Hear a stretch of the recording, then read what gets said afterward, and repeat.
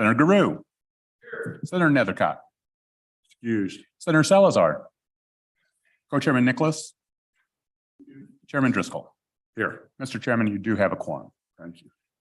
Members of the committee, Mr. Chairman, I wanted to provide a brief overview and then I will walk through the documents that are before you. You should have 5 documents, actually 6 documents before you. The first and perhaps the most important is the Joint Conference Committee report. And why that is the most important is it includes the language that you agreed to Monday night. And we'll walk through that in just a moment. You also have a 3-pager that was left on your chair. This was not handed out, but it was left on your chair when you arrived today. What this is it's a cheat, it's a summary sheet of the each amendment and provides a very short description to trigger your memory and perhaps the memory of your colleagues on the floor. You don't have to hand out any of these materials on the floor. These are just options for informing your colleagues. The third. So then the highlighted information on there, explain the difference between the highlighted and non-highlighted, please. Absolutely. And I will go through each of the documents, but the highlighted, as you quickly identified, are DFA, which means delete and further amend, which means they really weren't deleted. They were just modified and adopted in a different form. The third document before you or in your packet is a visual description of the revenue flows, 8.5 by 11, and it's basically a flow chart with all of the total savings amounts at the bottom. You may not want to share this with all of your colleagues on the floor, but I know that there are a handful of members on both sides that are very interested in the how you arrived at the savings amount, not just the total amount. But this gets pretty deep into the weeds. The next document that you have is also a 1-pager high-level comparative analysis. And this shows the House position, the Senate position, and the Joint Conference Committee position. And let me just pause here and comment about how you ended up with this proposed Joint Conference Committee report. The Joint Conference Committee report includes $383 million in general fund appropriations for spending. It includes $1.34 billion at minimum in appropriations for savings. And that number could grow to 1.415, depending upon other bills like the Wyoming's Tomorrow bill, which one will trump. I can't necessarily predict that. So if you step back, that's roughly 3.5 times the amount of savings as the amount of spending. And at most, it moves up to 3.7 times. That means for every dollar of spending that this committee report includes, you're saving somewhere between $3.50 and $3.70, depending on some other bills because you have a lot of contingencies. Moreover, of that $1.4 billion, I'll just round up to there, $735 million of it is permanent savings. So about 55% of your savings is permanent, not reserves or temporary savings. Absolutely. I'll repeat, if I could, just start at the beginning again, if that's okay for those of you. This conference committee report includes $383 million of general fund appropriations intended for spending. What I mean by that is compensation increases would fall into that category. Department of Health expenditures. The appropriations for savings, and I do include general fund, LSRA, SIPA, and the K-12 revenues that have been redirected, is between 1.34 and 1.415 billion dollars. Why can't I tell? Because you have so many contingencies on other bills, and at the end of the day, your decisions on the remaining bills, Freedom Scholarship, water bill, state construction, school crosswalks, will determine how much is available for those transfers from the LSRA. So they are connected even informally, if not formally. And then the last point, which Senator Salazar asked me to repeat, is the amount of permanent savings is $735 million.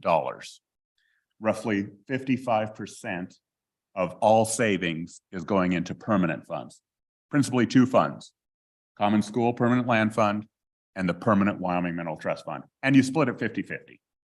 So it's half to each. And I know some folks on the floor might be asking, well, how did you all end up? And you can look at this, this one-page comparative positions, but let me just give you a rough sense. If you look in the middle column there, the total for spending, the House position, $826 million. And this is all funds. This is school capital construction, SFP, everything. The Senate position, 983. You ended up at 899. It's almost in the middle. If you had to pick a side, it looks like the Senate prevailed by about $4.7 million over the House position on spending when you take everything. Take everything. So, you know, if your colleagues ask, well, you were about in the middle. If they press you further, you leaned a little bit to the Senate side. When you look at the general fund, the same principle appears. The House was at $309 million of spending, primarily because you on the House side pulled out the $160 million contingency and the Senate did not. So the Senate side was at 466. Again, you split it about in half, 383. If you get real precise, the Senate prevailed by about $4 million. So the last numbers you have to unfortunately add the columns except for the other bills in number 2. But I can repeat those for you. The House was at 309 million. The Senate was at 466 and the Joint Conference Committee is 383. So right about down the middle. The budget bill before you, as it started, had 17 new employees. You added as a Joint Conference Committee up to 4. But again, we don't know. It might be as small as 2, as high as 4, because 2 of them are contingent. The charter schools is contingent and the state engineers position is contingent on Representative Summers' House Bill 222. So you added somewhere between 2 and 4 FTE to the 17.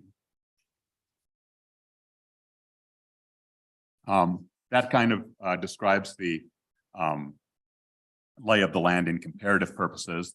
The last document I think you should have is a white rod, and it's actually dated yesterday.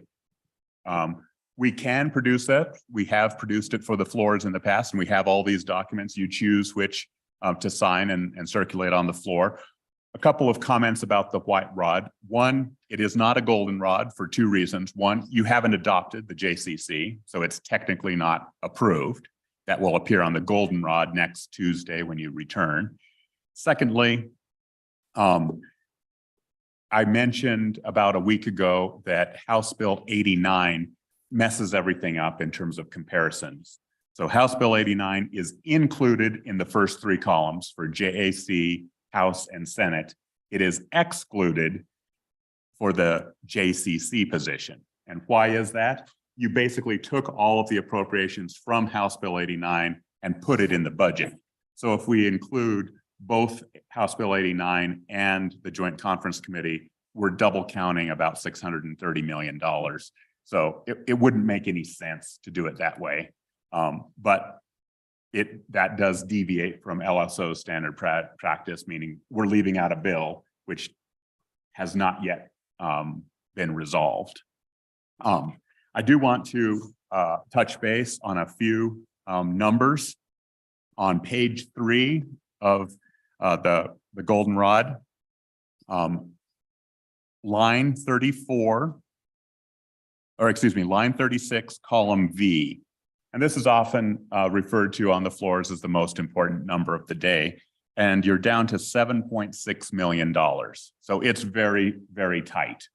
But if you look at the outstanding bills, some of those don't seem to be moving. I'm not going to make any projections on any individual bill, but not all of those appropriations on page 2 in the general fund may come to fruition. If any of those bills fail, that number 7.6 million will grow. Hypothetically, a bill fails with a $10 million appropriation, that 7 million will grow to 17 million. So you'll likely end up at the end with a little bit more money there. The second important number I want to share with you is the total available balance on page 3, line 56. And you'll see that's right at the $1.4 billion that was referenced in yesterday's email. That's the threshold balance.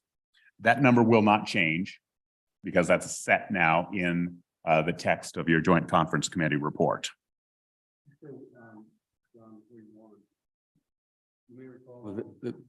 We set that at 1.5, but once we saw all the numbers and the thresholds, the co-chairman and I moved it to 1.4 in order to make it work. So go ahead. Yes, Budget balancer. I will bring up those 3 items that were discussed via email after the meeting when we walked through the report itself. On page 4, I do want to refer to 2 numbers there. Again, where does the school foundation program end? And this is based on, of course, January 2023 Craig and all of the actions that the floors have taken. On line 58, you'll see $232 million. So a substantial amount higher than the $100 million traditional balance. So you've got a bit more of a cushion there. In addition, if you drop down to the bottom of that page on line 110, the SFRA or School Foundation Program Reserve Account has $63 million in the estimated balance. These are as of June 30th, 2024. So this is looking ahead and predicting what the balances will be given the known appropriations and the estimated revenues. On page 5, let me start with the Common School Permanent Land Fund Spending Policy Reserve Account, line 48. And you will see 569. That's the 5X number for the Common School Permanent Land Fund. So that is fully funded. If you move up to line 27, the Permanent Wyoming Mineral Trust Fund Reserve Account, you will see that is at 507. That's about 75 million shy of the 5X. So there is not quite enough money to get to 5X in this. However, we're also 2 weeks from the end of the session. And when I mentioned those bills outstanding, so you've got, for example, $65 million in Wyoming's tomorrow, which may or may not, and I'm not going to mention any other bills, but you can read through the bills and make your own calculation. There's about $175 million in other bills that may or may not pass. Let's say half of them pass, half of them don't. This will be fully funded if half of them pass. And you have to kind of make those calculations for yourself. Those are really the final numbers. I did want to refer to some unusual practices of this Joint Conference Committee bill and frankly the budget bill. In my knowledge, at least for the last couple of decades, this budget has never been done as quickly. And that's why we can't predict other bills. It's also a budget that has never been provided to the public with more time. You had 10 days that this budget was available to the public.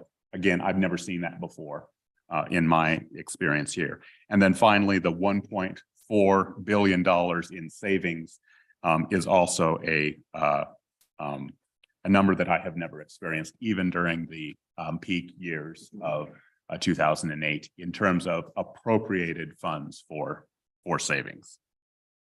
With that, Mr. Chairman and members of the committee, I'll walk you through, and what I'd like to do is start on the summary sheet or the description only sheet. It's a 2.5-page sheet for each of the amendments.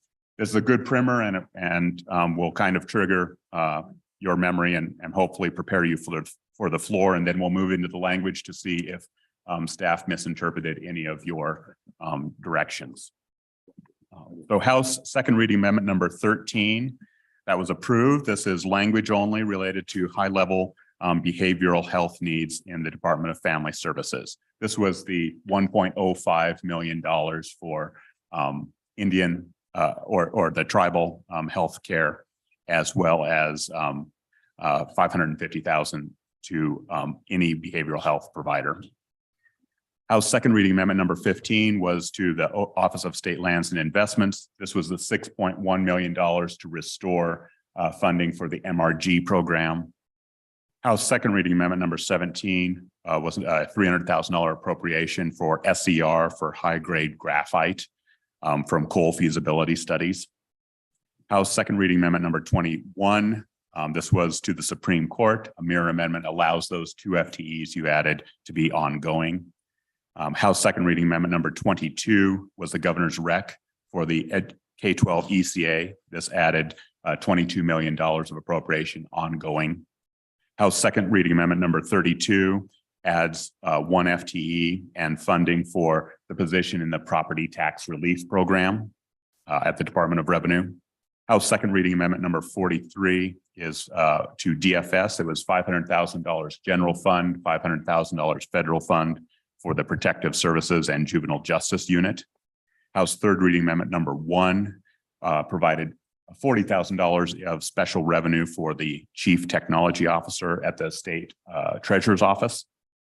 House Third Reading Amendment number 6 within the Office of State Lands provided funding for 1 FTE position, $83,000. This was the higher cost position in the Office of State Lands. No new FTE authorization, just more compensation.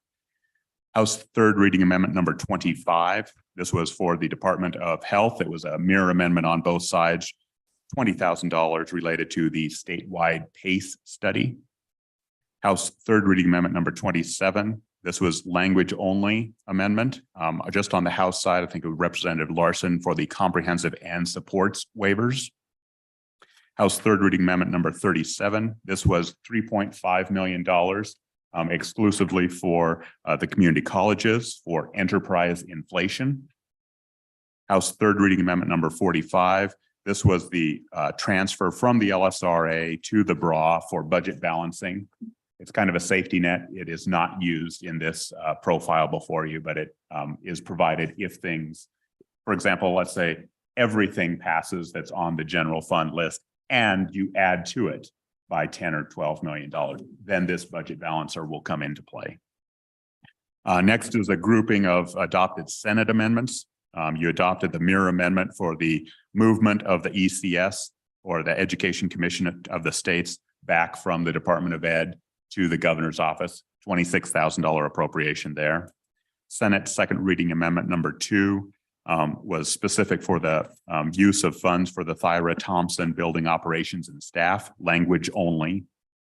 Senate Second Reading Amendment number 3. This was the 4 hours limited operations for the Capitol to be open on weekends. Senate Second Reading Amendment number 4 is in the Department of Environmental Quality for those 3 positions, a geologist, an engineer, and a deputy director / ombudsman to be ongoing. No new money. Senate Second Reading Amendment number 16, also no money, language only, allowing those energy grants to be used for lithium processing separation. Senate Second Reading Amendment 19, this was a mirror amendment, $958,000 for matching funds for the Wildlife Natural Resource Trust Challenge account. Senate Second Reading Amendment number 20. This eliminated the Thyra Thompson security request. The amount of the request was $136,000. Senate Second Reading Amendment number 22. This was, I believe, Senator Nethercott's amendment that allows the additional funding for invasive species within the Wildlife Natural Resource Trust Fund to be used immediately and not to go through the normal WNRT process. Senate Second Reading Amendment number 35 decreases $500,000 at the University of Wyoming for the College of Education initiatives. Senate Third Reading Amendment number 1 incorporated a statewide employee survey. This was a Senate position to survey all employees, not just Cheyenne employees. Senate third reading amendment number 4. This provides $8.6 million for WildLink operations maintenance and assistance to local government payments. And finally, Senate third reading amendment number 11 was the last strictly adopted amendment. This was for University of Wyoming LIDAR program. That was a $2 million appropriation. So if your colleagues sponsored an amendment that is in that group, you just adopted it straight across. All of the remaining amendments were deleted, but those highlighted were deleted and further amended, meaning they were included in the final report. And with that, Mr. Chairman, I think it might be best to move actually to the final report. It's 13 pages long before you. And I just want to walk through very briefly the language, and I'll pause at a couple of places to make sure we captured your intent correctly. Before doing so, let me pause and ask if there are any questions on the straight adopted amendments. I'm not sure I have that 13 pages. Good, thank you.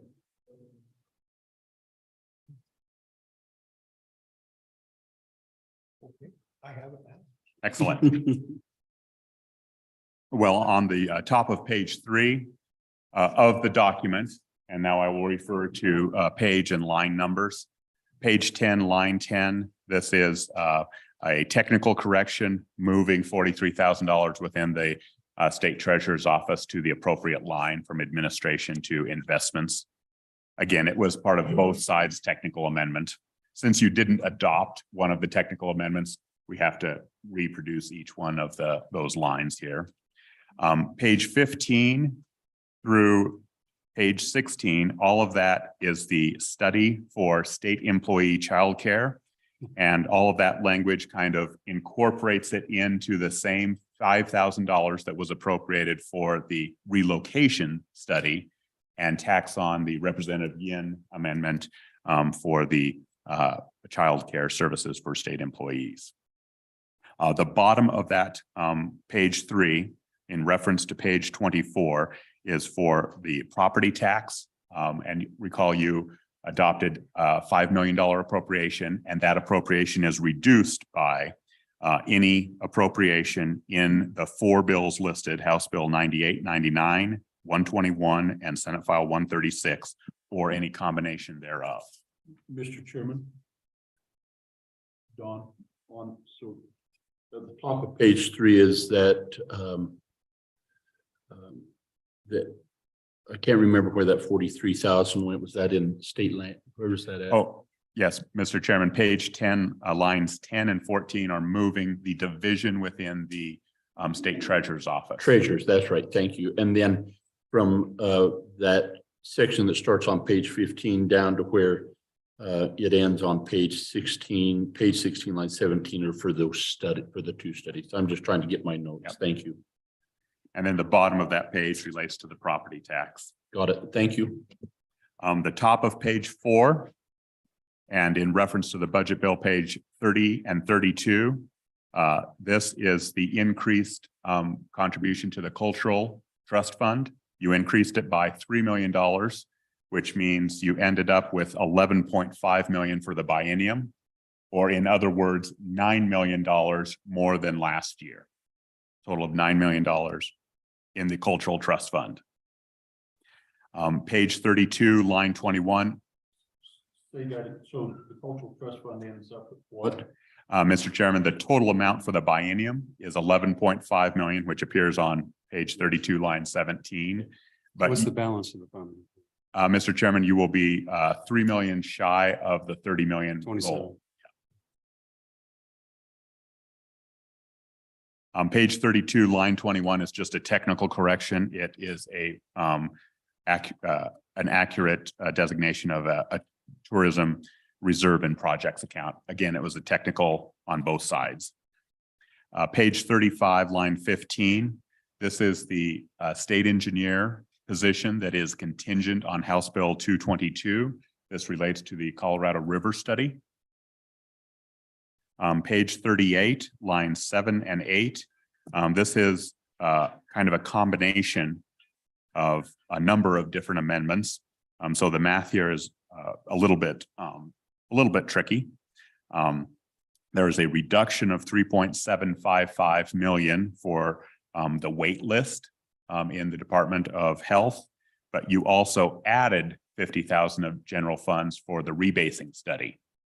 And then on page 46, lines 11 through 14, you will see all of the language modifying the wait list. And let me jump over 47, line 2, and move to page 5, all of footnote 18, that relates to the rebasing study. This was a House amendment, I believe Representative Larson, taken as is without change. Backing up to page 47, line 2, this was more of a technical correction, also sponsored by Representative Larson, which says that the increases to agency providers for the developmental disabilities rather than just providers. Mr. Chairman, now we're on the bottom of page 5, lines, page 60 of the budget bill. And this $7.5 million is for the PA program.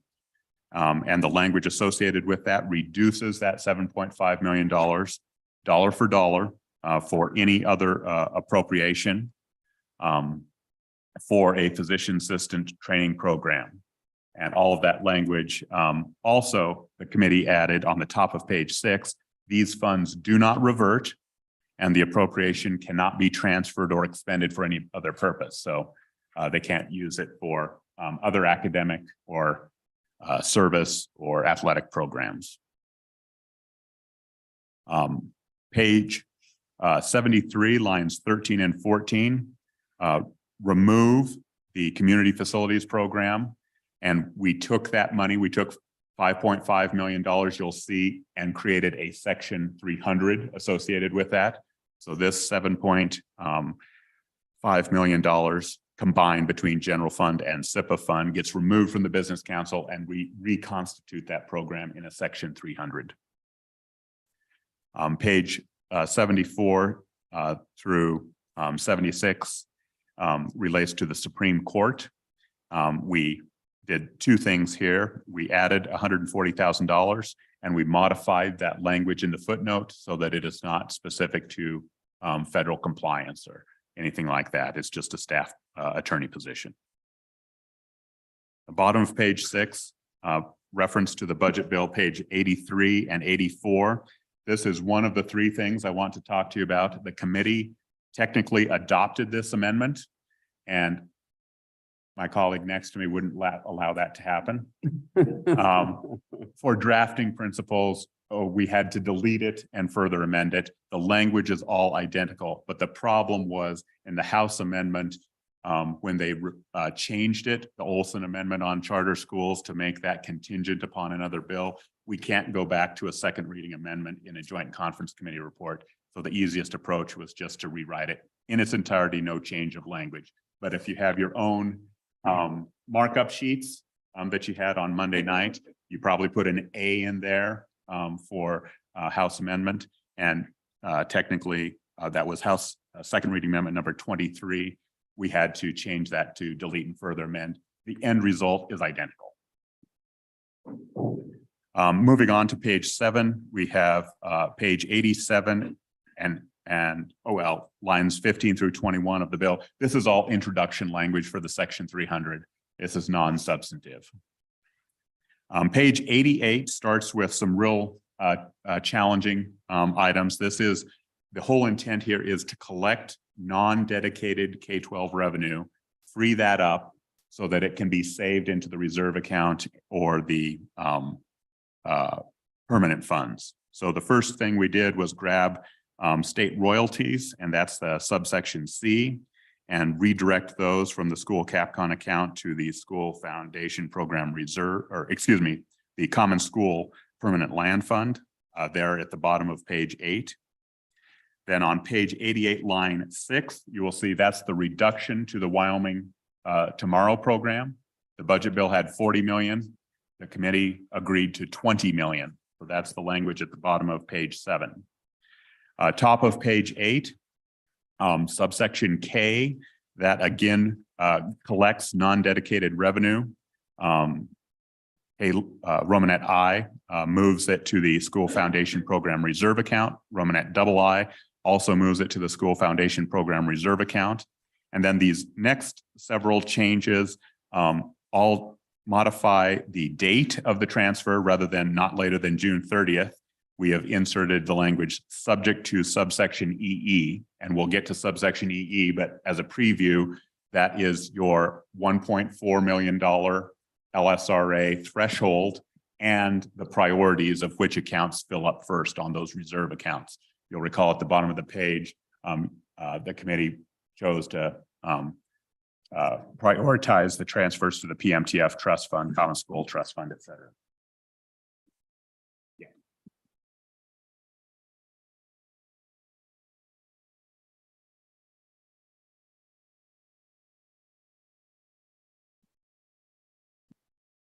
On page 88, line 24, this is a modification of the amount that is being deposited in the Common School Permanent Land Fund Reserve Account. This is to allow for the maximum amount of school revenues used to support that account prior to the LSRA transfer. Then page 89, lines 3, 8, and 13. They relate to the FMRs related to the Common School Permanent Land Fund. The next one is the Hathaway Reserve Account, and line 13 is the Excellence in Higher Education Reserve Account.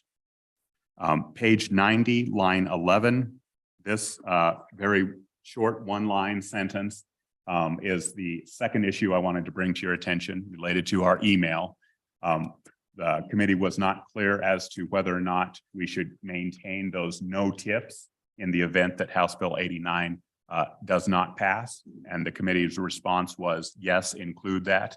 So that delete P and insert U, that effectuates exactly the committee's emailed intent. So what that means is if House Bill 89 fails for some reason, all of these funds that are being deposited into the reserve account won't immediately tip to the corpus. They will remain in the reserve account. Page 90, after line 16, this is the LSRA deposit into the Permanent Wyoming Mineral Trust Fund account. That combined with FF adds up to the $367.5 million being deposited into the PMTF, but it's coming from two different sources. Subsection DD is restoring the school capital construction account. So what has been done here is you've identified all the non-dedicated K-12 money out of the school CapCon account, multiple sources, royalty, investment income, various transfers. Well, now it needs money to support the last year's appropriation. And this is the $327 million that takes it from the school foundation program and then moves it into the school capital construction. The whole point of all this is freeing up the non-dedicated K-12 money so that it can be saved. EE is the important one. This is the $1.4 billion threshold. This is the third issue I wanted to bring up with the committee. You'll recall on Monday night, you set that at 1.5 million. In meeting with the chairs yesterday, it didn't work out quite right. So you'll see that was changed to 1.4 million. And then you will also see the transfer order there being the Permanent Wyoming Mineral Trust Fund, then the Common School Permanent Fund Reserve Account, followed by the Permanent Wyoming Mineral Trust Fund Reserve Account, followed by the Hathaway, and then finally the Excellence in Higher Ed. That was the bottom of the page, how to proceed through this. FF at the top of the page, I had given you a preview of. This is 150 million direct appropriation from the general fund to the Permanent Wyoming Mineral Trust Fund. Some might say, well, why isn't it more? Well, hearkening back to the profile, remember you only left with $7 million. So we took as much as we could, 150 million direct appropriation. I will pause there and comment on the fourth item, and that is staff interpreted your motion to put 367.5 million in the common school, 367 in the PMTF. We did not interpret it to mean specific source of money. So you will see it's not necessarily general funds going to the common school. We collected all of those available revenues. Next, GG, this puts a maximum cap. And you said, well, what happens if we have a great year in natural gas prices or oil prices? This provision ensures that nothing more than the $367.5 million is deposited. That balance will remain and be available for you for either savings, tax relief, or spending in the next biennium. And then finally, HH provides for deposits of royalties and severance taxes from the school foundation program reserve account to the common school permanent fund reserve account. I will pause there and comment that I have both talked to and emailed the state auditor's office. We're on HH of movement of funds. We're bouncing a ball in one account and then to another account into another account. And we are acknowledge this will put some burden on the state auditor's office to effectuate this, and have agreed to work with them in terms of providing them a framework if they choose to follow all of this language and the purpose behind it. Mr. Chairman, I'll move pretty quickly through the balance of this. The bottom of page 10 is the JCC agreement on the school capital construction. So this takes the $5 million house position for the most cost-effective approach for studies for K-12 construction. And then the bottom provides that $95 million can be expended without further legislative action. Page 100, line 13 at 12 and 13, that is the reduction of the governor's contingency from 160 million to 80 million. And then finally, the balance of this document includes 4 new section 300. So the entirety of the language is here. The first of which, section 333, is a community facilities program. Recall this has 2 parts. The first part is $2.7 million for the existing program. And the second part is $2.8 million that is specific to projects that have previously received grant funds for technical assistance for community centers.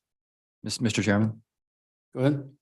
So Don, I do have a question back on page 9 of the report. Just so I understand, under EE, you have Romanets I through Romanet 5. So 2 questions. One is this seems to establish a priority of how funds are deposited. These accounts won't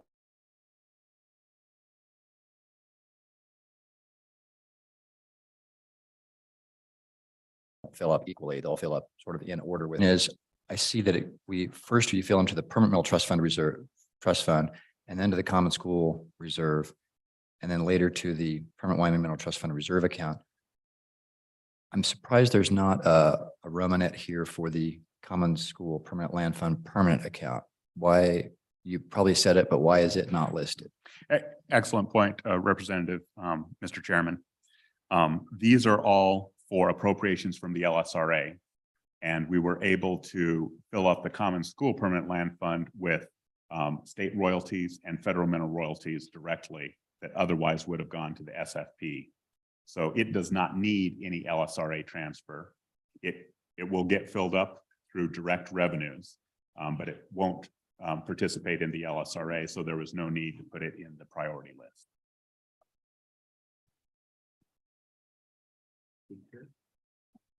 Mr. Chairman, just 3 more. The bottom of page 11 is the unmet or unaffordable housing. This is a $5 million straight appropriation to OSLI for infrastructure related to unmet housing needs. Section 335 is a little bit tricky. It is the higher education scholarships. This is not Wyoming's Tomorrow, and for a specific reason. Let's say the Wyoming's Tomorrow bill passes.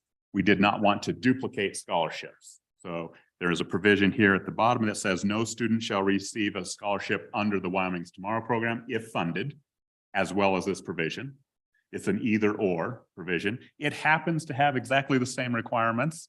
and distribution as the Wyoming Tomorrow program. But there's reasons why it's not the Wyoming Tomorrow program, because technically it has not met its $50 million threshold. So we can't just, notwithstand that. So we've directed the distributions to be identical to the Wyoming Tomorrow program, but technically doesn't have that name. We called it higher education scholarships. The bottom of page 12 and top of page 13 is section 336 that provides $5 million for the Department of State Parks for state shooting complex. These funds are also contingent upon any appropriation in Senate File 169, and the section shall only be effective. So you still need Senate File 169 to be enacted into law, which I believe included a task force to study and appropriate or oversee those appropriations. Mr. Chairman, that's all the language I wanted at least this committee to see if we captured your intent. Given the time, I can walk through this summary sheet or not, your discretion. Go ahead.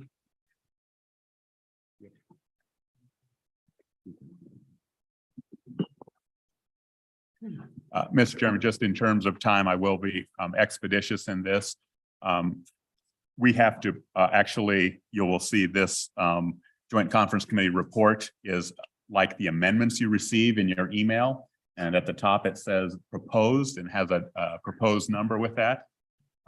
Sensing some interest in proceeding with that, we will make it a formal copy for your signature, or would the committee desire changes? We'll proceed then. That's why Brian is here. Does that require formal action on the part? Mr. Chairman, it will require a motion, and then you will, at least 3 members of each side will need to sign the report. I'd make that motion to adopt. All those in favor say aye. Aye. Aye. Those opposed, that motion carried. Okay, we will come back with the printed copy. With that, Mr. Chairman, I'm now speaking to the large tabloid of the Joint Conference Committee summary report. The first page, just like you walked through previously, identifies all of the mirror amendments, and I'll be very expeditious. Lines 1 and 2 is the movement of funds for the ECS. Lines 3 and 4 is specification for the Thyra Thompson building operations. Lines 5 and 6 relate to the 4-hour weekend operations of the Capitol building. Lines 7 and 8 make the 3 positions in DEQ, Deputy Director, Ombudsman, Engineer, and Geologist to be ongoing. Lines 9 and 10 provide 8.6 million general funds for WildLink. Lines 11 and 12 provide $20,000 for the PACE study in the Department of Health. Lines 13 and 14 provide clarification on the $1.05 million in the Department of Family Services. Recall this money came originally from the appropriation for the St. Stephen's School. Lines 15 and 16 restore the funding for the MRG program for locals. Lines 17 and 18 provide $300,000 for the feasibility of high graphite from coal study by SER. Lines 19, and that should be 20. So we will print those out correctly on that. I'm not sure why that is 5. Do you get that? Oh, it's been big. Thank you. This provides $22 million for ECA, the governor's recommendation. Lines 21 and 22 provide matching funds for $958,000 for the Wyoming Challenge program. What? The top of page 2, you deleted the House position on the technical corrections. You deleted and further amended the Senate position and line 24. Line 25, you adopted $40,000 for the state treasurer's internal investments. Line 26, you adopted the reduction in Thyra Thompson security of $136,000. That's a Senate second reading amendment number 2. Line 27, you amended this to include the child care as well as relocation study within the same $5,000 appropriation to the Department of Administration and Information. On line 28 provides the funding, and 27 and 28 combined provide for the 2 studies. You deleted the $500,000 for the state fair, which was on the Senate side.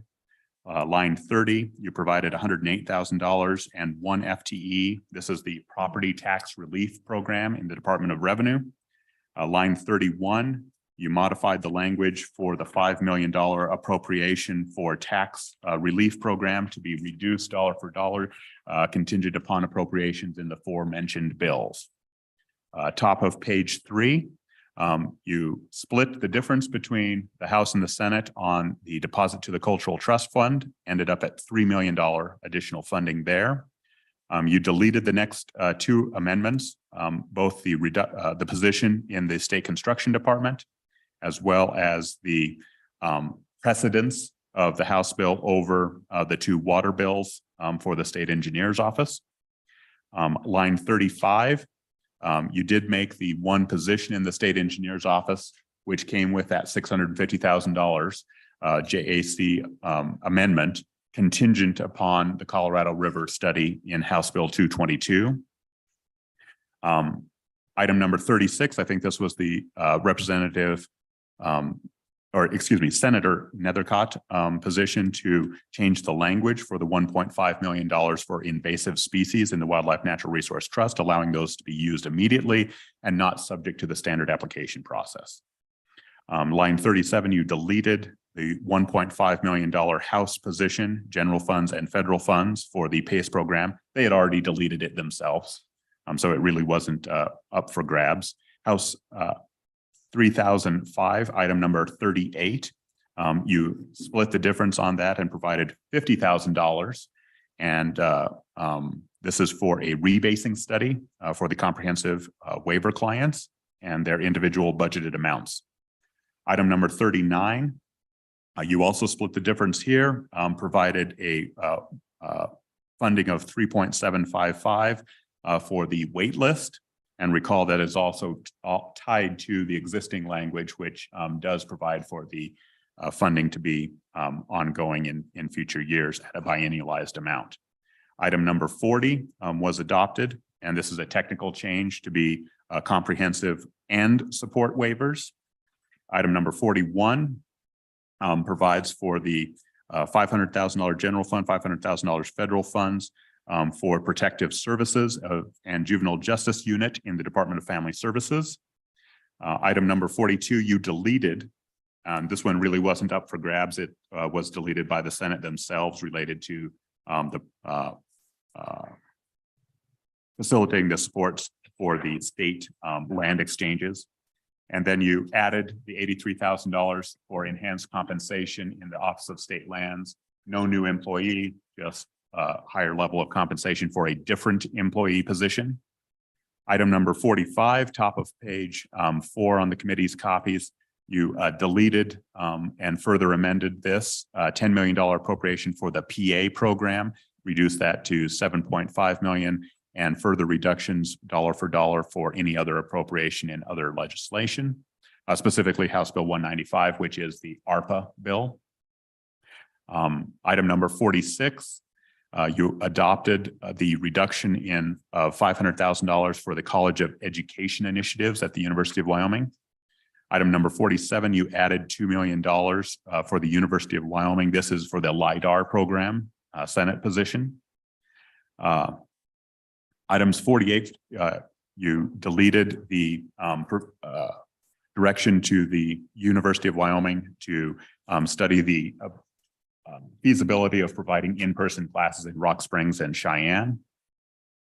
Item number 49, you deleted the House position of $175,000 for an economist for public policy questions within SER. Item number 50, you deleted the $250,000 Senate position to use opioid settlement funds for a pilot project of digital therapies. Item number 51, you deleted the Senate position to reduce the business council position. Item number 52 and 53 really canceled themselves out, both on the Senate side. Item number 54, you moved this appropriation to a new section 300 and reduced it to a total of $5.5 million. This is for community facilities. And again, there's 2 programs there. One, the existing program, $2.7 million, to a specialized program for community facilities, subject to only those that have previously received assistance. Item number 56, you adopted the ongoing appropriations for the school foundation program, or excuse me, the Supreme Court. We identified 57 through 58 previously. This is the charter schools. On your sheets, you might have one of those adopted. If you're looking at Monday's version, indeed, we deleted and further amended those, but ended up at the same place, $280,000, one position, and the language adopted by the conference committee. Item number 60, you denied the House position to add one peace officer in the Wyoming Gaming Commission. Item number 61, you reduced the Wyoming's Tomorrow deposit from 40 million to 2 million. Item number 62, you reduced the operation of scholarships for the Wyoming Tomorrow Like program from 2.5 million to 1.25 million. Items 63 through 73 are best addressed in box 64, which is the deposit of $367 million to the Common School Permanent Land Fund, $367.6 million to the Permanent Wyoming Mineral Trust Fund, and any deposits or transfers from the LSRA to be based on the $1.4 million threshold and the prioritization in the conference report. Item number 66, I want to bring your attention to. We actually have a new copy, which we will have you sign. This is an error. I believe the copy before you says it was 37.5 million general fund to the Common School Permanent Land Fund, 37.5 general fund to the PMTF. We hit the total target of the 367, but we did not use general funds for the common school. So we have corrected that in the new version. I apologize. Item number 67, these are worth mentioning. This is all of the amounts equivalent to the House Bill 89 deposits to the reserve accounts for the total return policy. That is also inclusive of all additional amendments through the bottom of page 6. So I would focus on just box 67 on this page, which is the House Bill 89 reserve account deposits. Moving to the top of page 7 of 7, item number 74 and 75, this is the $5 million set aside for consulting services for the state capital construction efforts in the school facilities division of the state capital construction department. And 75 provides for the remaining $95 million to be expended without additional legislative authorization. Item number 76 provides energy matching funds for lithium projects. Item number 77 was eliminated, which would have eliminated the $5 million for the airport tower that remains in the bill. Item number 78 was adopted. This is $3.5 million enterprise inflation for the Wyoming community colleges. Item number 79, this was struck by the House itself and replaced on item 80 at the amount of $5 million for unmet housing needs or affordable housing. You'll recall the House position was at 10 million, the Senate position was at 0. Item number 81, this is the delete and further amend the new section 300 for community facility rehabilitation. Item number 82 was eliminated. This was property tax reimbursement to political subdivisions in the event that Senate File 136, which reduced the assessment rate, was adopted. And item number 83 is the budget balancers, technically included, but that does not come into effect.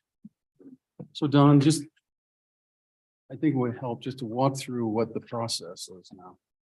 Mr. Chairman, if the committee signs the report, it will take us a little bit of time to load that in the system, like 30 minutes or something.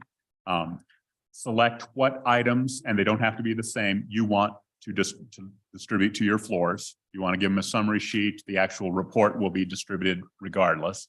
And then typically members of the committee might take, depends on what you want to do. If you want to just use the report itself and discuss each page like we did initially, that shows the actual language. If you want to work off of the summary sheet, What is typically done is each member of the committee might take one page of the summary sheet and explain it. You can divide it up how you wish. Typically, the chairs provide an overview, and I can give you those bullets that I started out with, how much money went to savings, how you ended up between the spending of both the House and the Senate positions, provide a short overview.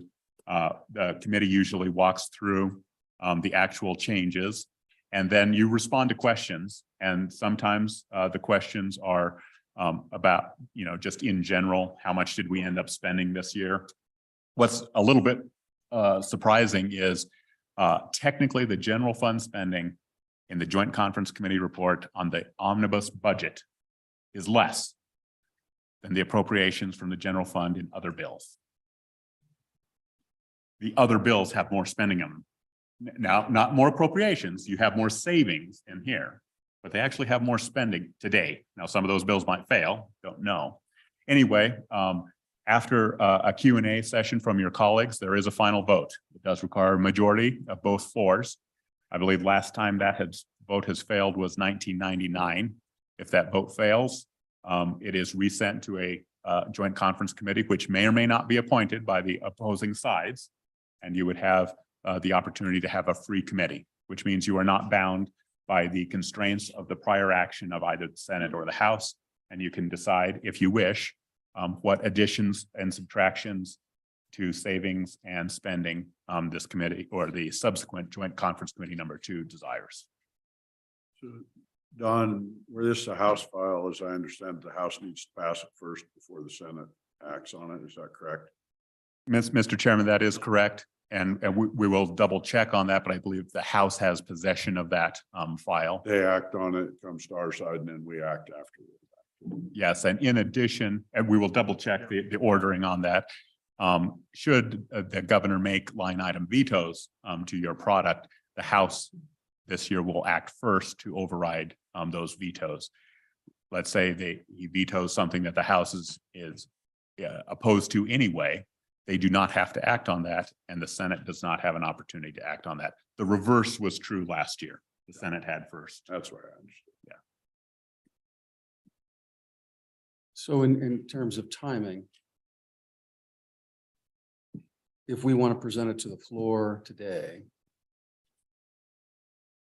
and then we could do it as soon as you get the documents back to us.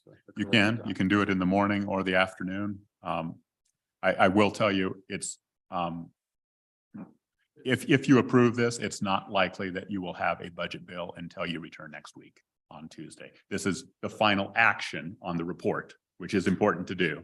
But when you assign enrolled acts, if this is successful, expect to sign this Tuesday upon your return. Right, we can actually take floor action. You don't sign the enroll back till. That's correct. That's what we were hoping. But Don, our actions on the floor today, we would vote on the bill. Yeah, Mr. Chairman, it'd be, a motion to adopt the joint conference committee report on both sides. Which, to be clear, is the last action of the floor is on the budget. Thank you.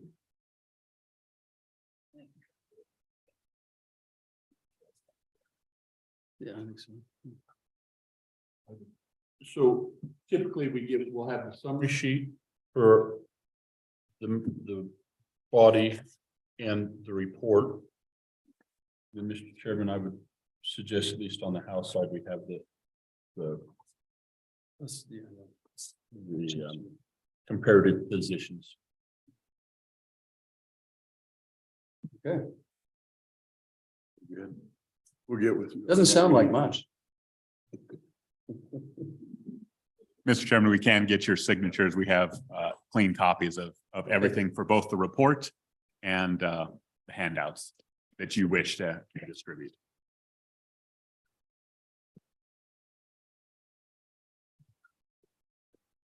Yep. We're ready.